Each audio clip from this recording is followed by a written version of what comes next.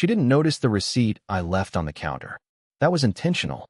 $1.75, gas station coffee. $284.99, binoculars. And one plain white envelope with her name on it, sealed with exactly 3 strips of tape. I heard her heels before I saw her. Sharp, fast, confident. Her suitcase wheels thunked on the front steps. She let herself in, dropped her bag, and immediately called out. "I'm home. Don't ask me anything. My head is pounding." "No, I missed you." "No, how was your weekend?" Not even a glance at the envelope. She walked right past it. Right past me. Straight into the kitchen, where she poured herself a glass of red wine before noon and grabbed a bag of kale chips like she'd just returned from a yoga retreat instead of what it really was. Her ring was still off. She wasn't wearing it when she left Friday morning. I remember because she kissed me goodbye with the kind of kiss you give a cousin at a funeral. Cold lips, no eye contact. I watched her fingers as she opened the car door and noticed the indentation where the ring used to sit. Her tan line didn't lie.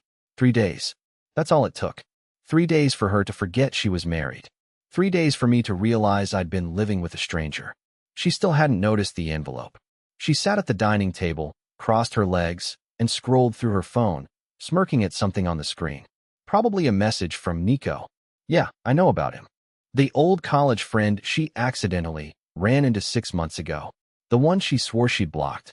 She didn't block him. She booked a villa with him. I know because I saw them. Saturday afternoon. Binoculars pressed to my face. Parked 3 houses down behind a line of bougainvillea. Watching my wife laugh at something Nico whispered into her ear as they swam together in a private pool she never once mentioned booking. I watched him pour champagne into her mouth while she wore the same bikini she told me didn't fit anymore. I watched her wrap her legs around him in the water. I watched him pick her up and carry her indoors. And I didn't look away. I stayed right there, watching until the blinds closed. And in that silence, engine idling, heart racing, something in me cracked. Not like glass. Not sudden. More like a rope fraying thread by thread until it finally snaps. She still hasn't opened the envelope.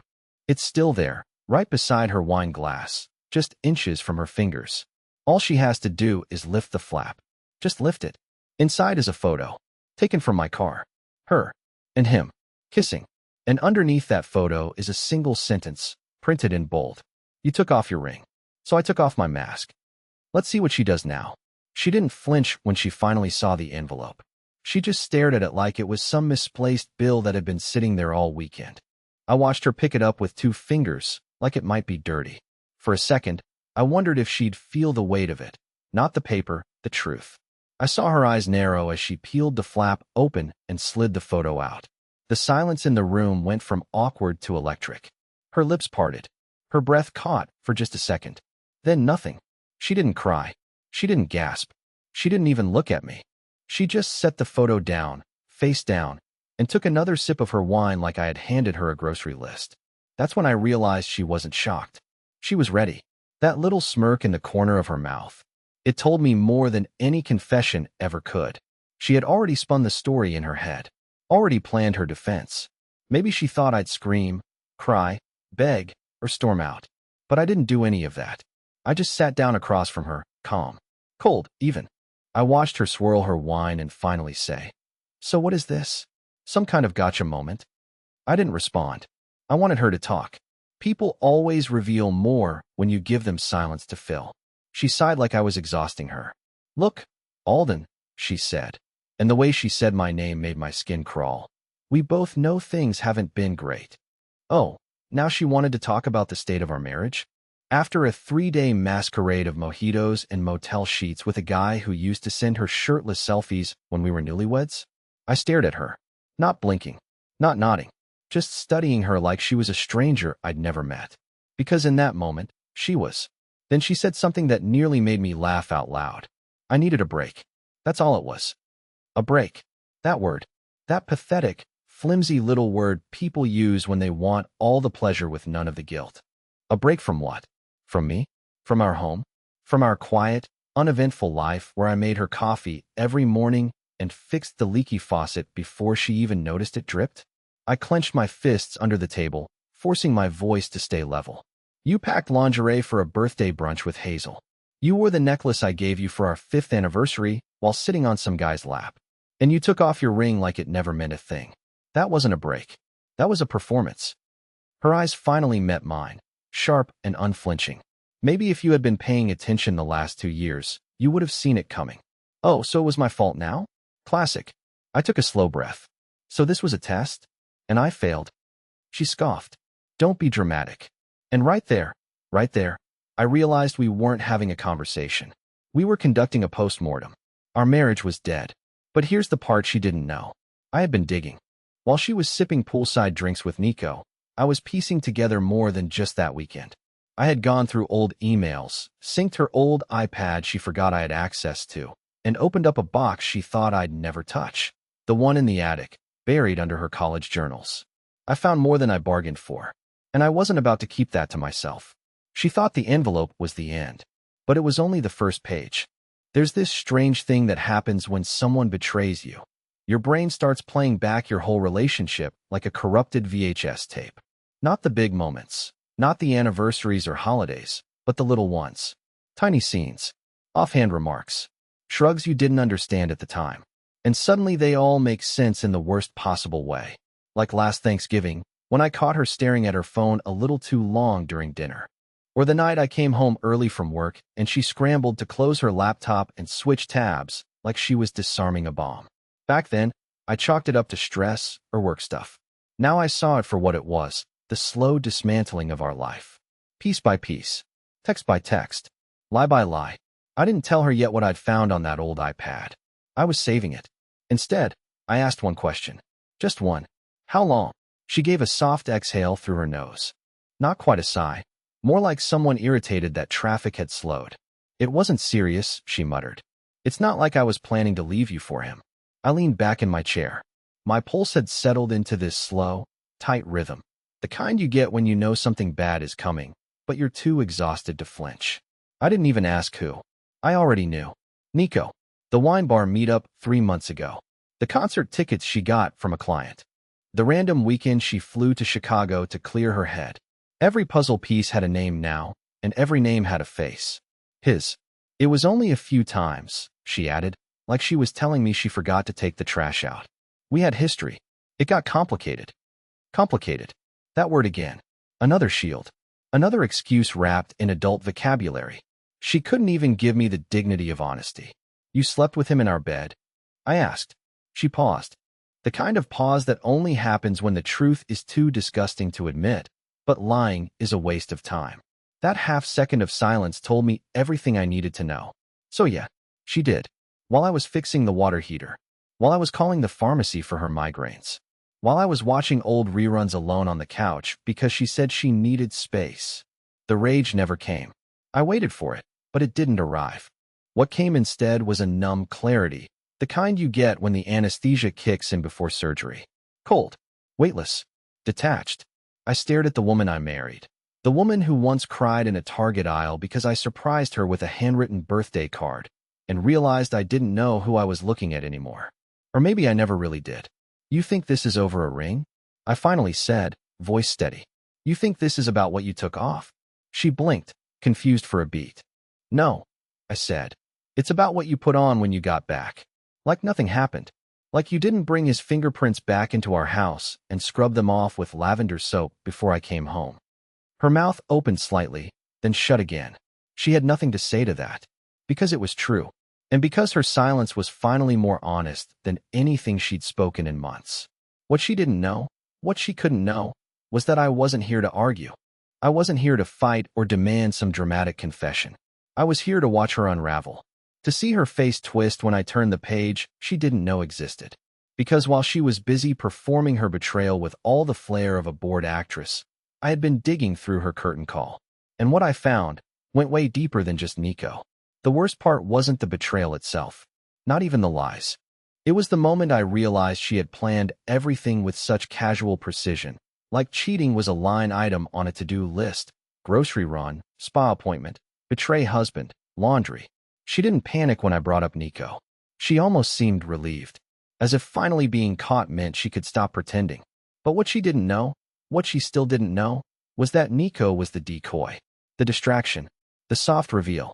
And I let her believe it, because I wanted to see how long it would take her to confess the rest. It never came. That night, she went to sleep like everything was solved. I watched her pull on one of my old t-shirts, the same one she used to steal when we were dating, and curl up on her side of the bed. She didn't even say goodnight. She just turned away, her back to me, breathing evenly within seconds, as if sleeping beside a man she'd emotionally gutted was just another Tuesday. I sat in the dark for almost an hour, listening to the soft hum of the fan and the occasional creak of the house settling. My mind, however, was not settling. It was clawing, digging, replaying. That's when I got up, walked into the garage, and opened the old file box we kept buried under tax returns and appliance manuals. Years ago, I'd backed up her phone to my laptop when she cracked the screen and didn't want to lose her photos. She never asked about it again. She probably assumed it was long gone. It wasn't. What I found wasn't just Nico. It wasn't even just messages. It was videos. 3 of them. None with Nico. Different name. Different face. Different man entirely. The first video was dated almost a year ago. A hotel room I didn't recognize, decorated for Christmas. I saw her in the mirror, adjusting her dress, smiling to someone off camera. And then he entered the frame. Tall. Tattoos. Someone she once called just a client. A guy named Sean. He wrapped his arms around her from behind and whispered something I couldn't make out, but the way her eyes fluttered closed made it clear it wasn't about business. I clicked the second video. Same man. Different city. August. A beach house. I remembered that trip. She told me she was going to support a friend through a divorce. Said she'd be back in 2 days. She came home with a sunburn and a phone full of photos of sunsets. All carefully framed, no faces. Now I knew why. The third video. I didn't even finish. I shut the laptop and just stared at the concrete floor like it would offer me answers I already had. She didn't have one affair. She had options. She had been living a double life, maybe even triple, and I hadn't seen any of it. I wasn't just blind. I was willfully blind. The kind of man who clings to the idea of loyalty like a child clings to a stuffed bear that's already been burned. That morning, I made her coffee like I always did. Just how she liked it. Oat milk, cinnamon, 2 drops of honey. She didn't notice my hands were trembling when I placed it in front of her. She didn't notice the shadows under my eyes. She just mumbled a thanks and went back to scrolling through her phone, thumb flicking like nothing had changed. But I had changed. The Alden she married? He would have begged, apologized for not being exciting enough, asked how he could fix things. But that man was gone. I was done trying to be the safe harbor in her storm. I was going to become the flood. She didn't notice me watching her. It was 2:12 a.m., and she was breathing evenly, her face soft and slack against the pillow like she hadn't just burned our marriage to the ground. Meanwhile, I lay there wide awake, staring at the ceiling like it held the answers to every question I'd been too cowardly to ask. I wasn't angry anymore. Anger is loud and messy. This was something else. This was surgical, cold, focused. I wasn't just mourning what she did.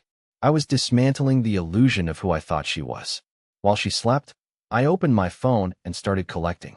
Not evidence. I already had more than enough of that. What I needed now was leverage. Timing. Strategy. Every screenshot, every video, every detail was stored in a hidden album, duplicated to a cloud account she didn't know existed. I created a second envelope. This one not for her, but for someone else. I emailed it to a lawyer I'd researched that afternoon. No divorce threats yet. No explosions. Just preparation. She had been sloppy. Reckless, even. She must have assumed I'd never look. That I'd stay blind because it was easier for both of us. But she underestimated what silence turns into when it sits too long. It doesn't stay gentle. It sharpens. 2 days later, I made dinner like normal. Set the table. Played that dumb playlist she likes. Soft indie tracks from artists with names like Juniper Wolf and Ghost Echoes. She poured wine and talked about her work day as if the last week hadn't happened. I nodded along, pretending to listen. She even reached out and touched my hand at one point, saying, "I know things have been weird, but I feel like we're in a better place now." Better place? It took everything in me not to laugh, not to flip the table and show her just how much of the truth I'd uncovered. But instead, I smiled and asked if she wanted to go away next weekend.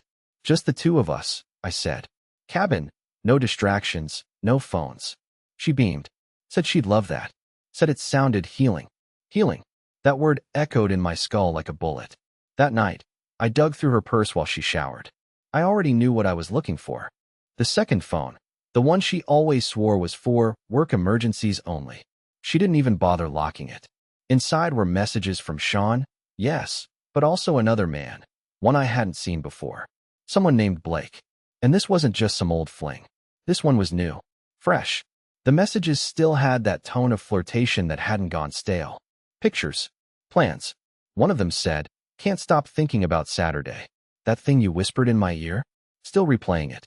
The message was time-stamped from the night before we had our last big fight. The one where she told me I made her feel like a ghost. I sat down on the bathroom floor and scrolled for 10 minutes straight. It felt like falling down a well. Every time I thought I hit the bottom, I discovered there was another level below. There wasn't one affair. There wasn't even three. There was a pattern. She didn't just cheat on me. She built a double life like an artist builds a canvas. Every lie was a brushstroke. Every alibi a layer. She was so good at it. I almost respected the craftsmanship. But I wasn't going to be her background anymore. I was done being the dim light she returned to when the spotlight got too bright. I was done apologizing for not being a fantasy. I was real. I showed up. I stayed. I built a life. And now I was going to dismantle hers with the same quiet precision she used to gut mine. The cabin trip? It was booked, but not for healing. It was going to be the reveal. And the mask she thought I wore? She was about to see what lived underneath. She packed like we were escaping something. 2 oversized bags for a weekend, stuffed with warm sweaters and overpriced skincare, and a new journal she wouldn't even open. I packed light. Just my old hiking boots, 1 backpack, and a manila folder that never left my side. We drove in near silence for 2 hours, winding through the mountains while she scrolled aimlessly through her phone, probably expecting reception to last the whole trip. But 20 minutes from the cabin, the signal dropped, and her screen went blank. She looked over at me, half laughing, like it was some silly hiccup. I didn't say a word, just smiled and tapped the GPS, even though I didn't need it. I knew exactly where we were going. The cabin sat alone on a private lot surrounded by pine and fog. No neighbors for miles. No cameras. No distractions. The kind of place where sound travels and secrets echo. It was beautiful, honestly. She stepped out of the car and breathed in the cold air like it cleansed her of the filth she left behind. I watched her take in the view, turning slowly, her arms stretched out like she was starring in some cheesy movie about rebirth. I kept my face neutral, but inside, something shifted. This was it. This was where the game changed. We unpacked and settled in. She lit candles, played music on her Bluetooth speaker, made cocoa like it was a romantic getaway. Part of me wondered if she really believed it could be. Like all the damage was just drywall, and we could spackle over it and pretend the cracks weren't spreading underneath. I let her think that, for one night. After dinner, she curled up on the couch and rested her head on my chest, like she hadn't dragged 3 other men into our marriage. Like she hadn't taken off her ring and crawled into unfamiliar beds while I waited at home, microwaving leftovers and wondering if she was safe. That kind of intimacy, false, forced, it made my skin itch. But I let her do it. I needed her to relax. I needed her to believe I was healing, that the trip was working, that I was still the soft, broken husband who just wanted answers and maybe a second chance. That night, while she slept, I opened the folder. Inside were printed transcripts, screenshots, dated emails, travel confirmations, even one hotel invoice that clearly listed 2 guests under her name, and a letter, written by me, detailing the timeline of her affairs. Not accusations. Facts. Verified. Lined up cleanly, like a police report. At the bottom was a post-it note with one sentence. Everything you denied. In black and white. I slid the folder under the passenger seat of the car and locked the doors. The next morning, she made breakfast like it was 2016.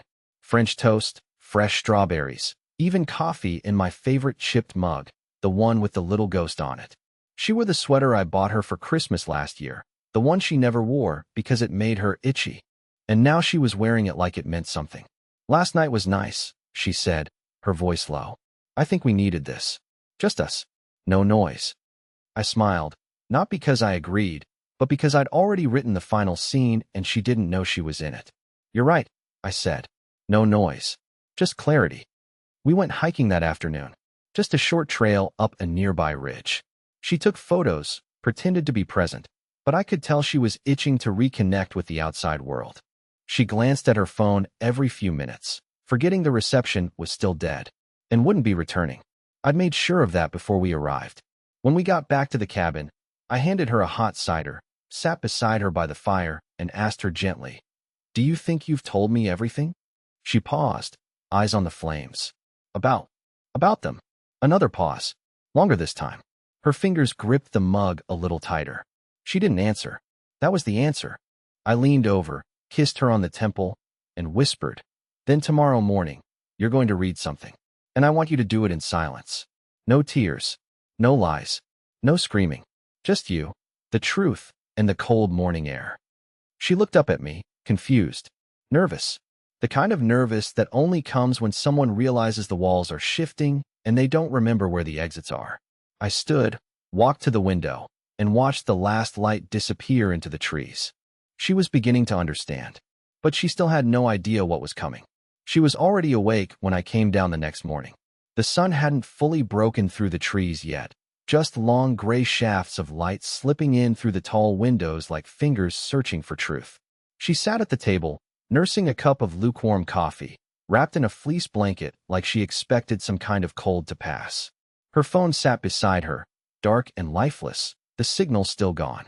I placed the folder on the table, gently, deliberately, like you'd place a sealed verdict between a prisoner and the executioner. I didn't speak. I didn't need to. She stared at it, then up at me, then back at it again, like the weight of what sat inside had already pressed against her chest before she even opened it. When she finally did, her hands moved slowly, like she thought she could delay gravity by pretending it didn't exist. She skimmed the first few pages, transcripts of her messages with Sean, a receipt from the New Orleans hotel where she claimed she was attending a wellness conference, the blurred selfie she took with him at dinner, cropped just enough to keep his face hidden. Her lips parted as if she wanted to say something, maybe explain, maybe spin, maybe cry. I raised a finger. Just one. She stopped. No noise. No spin. Just clarity. Page after page, her posture shrank. She wasn't angry. She was shrinking, curling inward, like the paper was slicing into something she didn't know was still alive. By the time she hit the messages from Blake, her breathing had changed. Shorter, shallower. She flipped faster now, as if rushing would make it end sooner. Then came the third man, one I hadn't even brought up before, and the shock in her eyes confirmed she didn't expect me to know about him. That was the moment, the crack, the beginning of her collapse. When she finally reached the end, she didn't look at me. Not immediately. She just sat there, hands trembling slightly, and whispered, "Why did you bring me here?" I walked to the other side of the cabin, poured myself a cup of coffee, and stood by the window for a long, deliberate pause. The air outside was still, the snow falling in slow, fat flakes, peaceful, almost beautiful. "Because you lie better when people are watching," I said. "And I needed to see what you looked like when there was no one left to perform for." She let the folder drop to the floor. The sound was light, but final. "I never meant to," she began, but stopped herself, realizing how insulting that sentence was. "Don't," I said, still facing the window. "Don't insult me by pretending you don't know what this is." She stood, the chair scraping against the floor like an apology that came too late. "I don't know what you want me to say." "Nothing," I replied. "That's the difference between us. You built a life on saying just enough to get away with it. I built mine on staying silent and hoping that would be enough. Neither of us were honest." Her voice cracked then. "So what happens now?" That was the question, the one I knew she'd ask, the one I'd rehearsed a dozen times, but still wasn't ready for. I turned and faced her fully for the first time that morning. She looked smaller than usual, not physically, but spiritually. Like the mask she wore had been ripped away, and now she didn't know how to breathe without it. "I don't know," I told her. "But I do know this. I won't stay married to someone who let me rot in silence while they thrived in shadows." She sat back down, not to argue, but because her legs couldn't hold her anymore. "I loved you," she said. A soft, pitiful echo. I nodded. "Yeah, in the way people love a museum piece. Admired, dusted, preserved behind glass, but never touched, never truly seen." Outside, the snow was falling harder. Inside, the truth had landed. Cold. Unforgiving. I didn't scream. I didn't throw anything. I just left the folder on the table, packed my bag, and told her I needed space to think. Not because I didn't know what I was going to do, but because I wanted her to sit in that silence for once. To feel it. To understand what she'd buried me under for years. The silence on the drive home wasn't heavy anymore. It wasn't buzzing or anxious or charged with things left unsaid. It was light. Empty in the way a freshly cleaned room feels, stripped down, scrubbed of the clutter, waiting to be lived in again. She sat in the passenger seat beside me, looking out the window the entire time, not asking where we were going or what I planned to do next. For once, she didn't try to fill the air with excuses or reasons or tears. And I didn't need her to. We'd already spoken all the truth we were ever going to. I dropped her off at her sister's place. She didn't ask to go home. She just nodded when I said I needed space and took her overnight bag without protest. No dramatic scene. No begging. Just two people who finally stopped pretending. When I got back to the house, it didn't feel haunted anymore. It felt quiet, yes, but not in that suffocating way. It felt clean. The kind of clean that follows fire. Like something had been scorched to the ground, but now there was finally room to rebuild. I opened the windows, even though it was cold. Let the air in. Let the truth settle. I didn't go through her things. I didn't rage. I didn't pour a drink or break a frame. I just stood in the living room, looking at the photo of us from 6 years ago, the one where we were both laughing at something out of frame, and I smiled. Because I knew something now that I hadn't known before. I wasn't broken. I was quiet.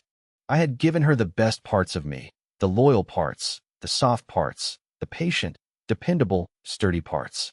And she had confused all of that for weakness. But silence isn't surrender. It's strategy. And kindness isn't blindness. It's a choice. I wasn't weak. I was just waiting for the right time to stop giving. And now, finally, I had. In the weeks that followed, I got a lawyer. Not for revenge. Not to punish her. Just to make it clean. Fair. Simple. I didn't want her money. I didn't want her apologies. I just wanted peace. She signed everything quickly. She didn't fight me on it. Maybe because she knew she didn't have the high ground. Maybe because, deep down, she was just as tired as I was. One night, I took a walk through our neighborhood. The same loop I used to take when I needed to think, back when I was trying to hold everything together. Except this time, I wasn't thinking about how to fix it. I was thinking about what comes next. The air was cold, but I liked it. The sting reminded me I was alive. A few weeks later, I bumped into someone at the coffee shop. Her name was Delaney. She complimented my dog, asked if I'd ever tried the lavender scone, laughed at my joke even though it wasn't that funny. We talked for 20 minutes like we'd known each other longer than the line we were standing in. I didn't flirt. I didn't ask for her number. I just smiled and said, maybe I'll see you here again sometime. And as I walked out with my coffee, I realized something that stopped me in my tracks. For the first time in years. I wasn't wearing a mask, and I didn't miss it.